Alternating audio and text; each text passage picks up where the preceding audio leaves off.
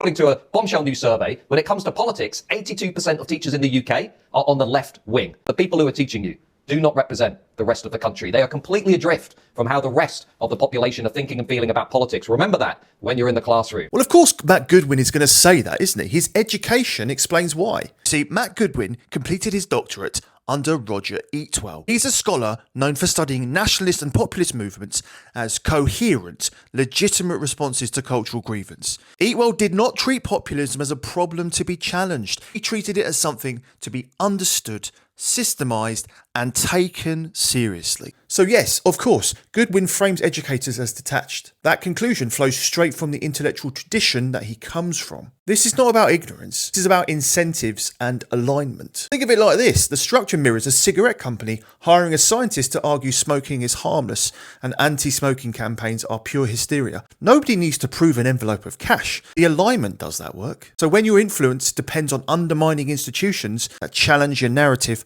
those institutions become the enemy. Goodwin holds serious credentials. The problem is not his intelligence, the problem is how those credentials get deployed. Most educators statistically lean left. This is not some scandal. Higher education strengthens analytical thinking, openness to new ideas and the ability to evaluate complex information. People trained this way rely less on easy stories, low-hanging fruit. They're trained to test claims. They push back when authority figures just say, "Trust me." Does that ring a bell? And they offer nothing to back that up. So when Goodwin claims educated people push propaganda, he is not exposing teachers, he is exposing his own position. Educated audiences are harder to steer, they're harder to scare, and they're harder to sell grievance narratives to. I would call that manipulation, because that's what it is. This reaction has a history. Groups challenged by knowledge often attack education itself.